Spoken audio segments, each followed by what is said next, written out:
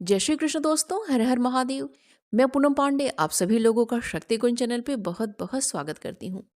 जब पांचों पांडव अपना वनवास काटने के लिए जंगल में दर दर भटक रहे थे और नाना प्रकार के अनेकों कष्ट सह रहे थे, तो राजा युधिष्ठिर ने भगवान श्री कृष्ण से अपने संकटों के नाश के लिए किसी व्रत के बारे में पूछा। भगवान श्री कृष्ण ने उन्हें भगवान गणेश की संकष्टी चतुर्थी व्रत की कथा और विधि के बारे में बताई। आज इस वीडियो में हम लोग स्कंद पुराण में वर्णित भगवान कृष्ण द्वारा बताई गई कथा का श्रवण करेंगे।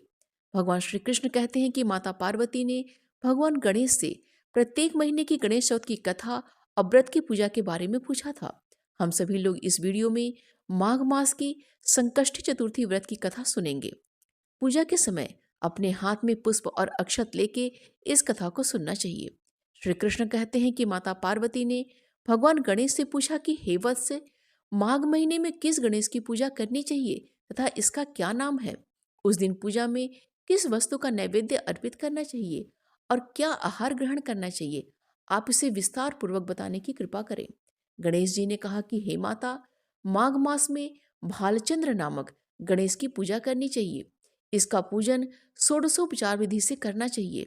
हे माता पार्वती, इस दिन तिल के 10 लड्डू बना लेना चाहिए। 5 लड्डू देवता को चढ़ाना चाहिए और शेष 5 लड्डू ब्राह्मण को दान दे देना चाहिए। ब्राह्मण की पूजा भक्तिपूर्वक करके उन्हें दक्षिणा देने के पश्चात इन 5 लड्डुओं को उन्हें प्रदान करना चाहिए। हे देवी, 10 तिल के लड्डुओं का आहार स्वयं करना चाहिए। इस संबंध में आपको राजा हरिश्चंद्र की वृत्तांत सुनाता हूँ। सतयुग में हरिश्चंद्र नामक एक प्रतापी राजा हुए थे। वे छात्र धर्म में पटु, सरल स्वभाव, सत्यनिष्ठ और विद्वान ब्राह्मणों के पूजक थे।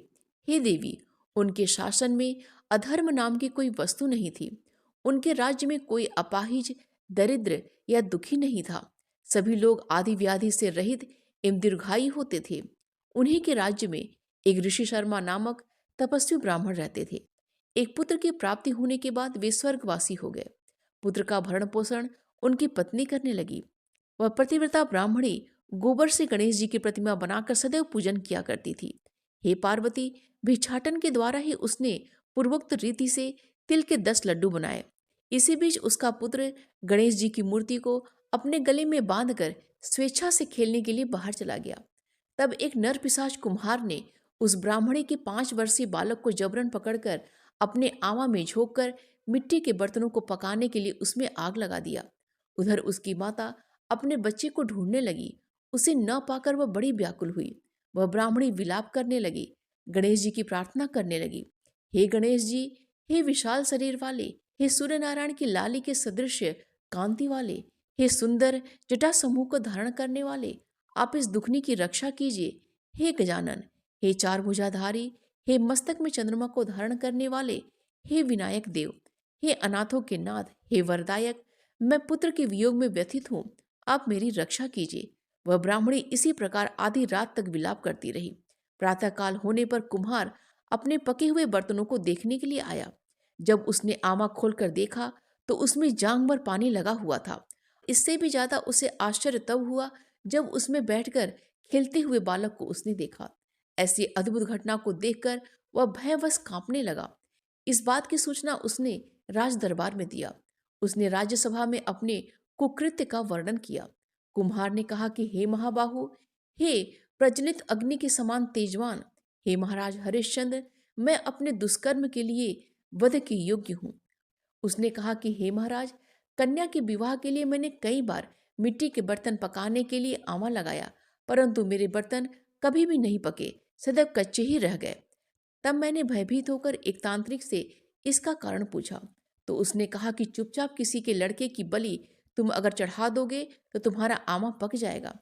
मैंने सोचा कि मैं किसके बालक की बलि दूं? जिसके बालक की बलि दूंगा वह मुझे क्यों जीवित छोड़ेगा? इसी भय से हे महाराज, मैंने विधवा ब्राह्मणी के बालक को बलि देने की बात सोची। मैंने दृढ़ निश्चय किया कि इसे ही बैठाकर आग लगा दूंगा। मैंने अपनी पत्नी से परामर्श किया कि ऋषि शर्मा ब्राह्मण तो मर गए हैं, अब उनकी विधवा पत्नी भीख मांगकर अपना गुजारा करती है। वह इस बालक को लेकर क्या करेगी? यदि मैं उसके पुत्र की बलि दे दूंगा तो मेरे बर्तन भी पक जाएंगे। मैं इस जघन्य कर्म को करके रात में निश्चिंत होकर सो गया।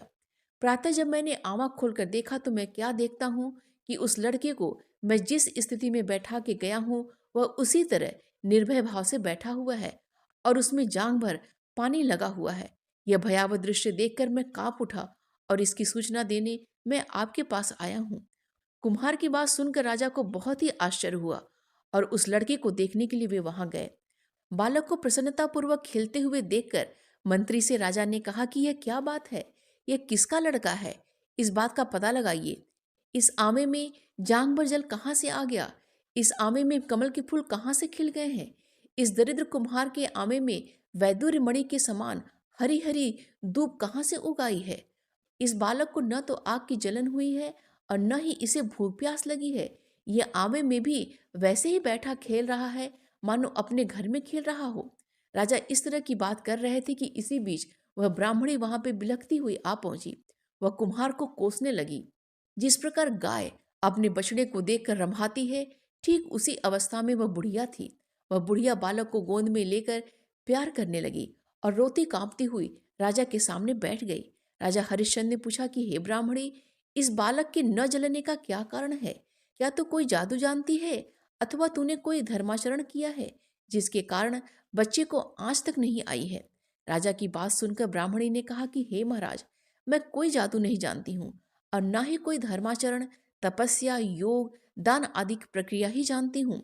हे राजन, मैं तो केवल संकट नाशक गणेश चतुर्थी का व्रत ही करती हूँ। उसी व्रत के प्रभाव से हे राजन, मेरा पुत्र जीता जागता बच गया है। ब्राह्मणी की बात सुनकर राजा ने कहा कि मेरे राज्य की संपूर्ण जनता इस संकट नाशक गणेश चतुर्थी का व्रत करे, इसमें मेरी पूर्ण सम्मति है। राजा ने उसकी परिक्रमा करते हुए कहा कि हे पतिव्रते, तू धन्य है। राजा ने संपूर्ण नगरवासियों को गणेश जी का व्रत करने का आदेश दिया। इस आश्चर्यकारी घटना के कारण सभी लोग उस दिन से प्रत्येक मास की गणेश चतुर्थी का व्रत करने लगे। इस व्रत के प्रभाव से ब्राह्मणी ने अपने पुत्र के जीवन को पुनः पाया था। इतना कहने के बाद श्री कृष्ण ने कहा कि हे युधिष्ठिर, आप भी सर्वोत्तम व्रत को कीजिए। इस व्रत के प्रभाव से आपकी सभी कामनाएं पूर्ण होंगी।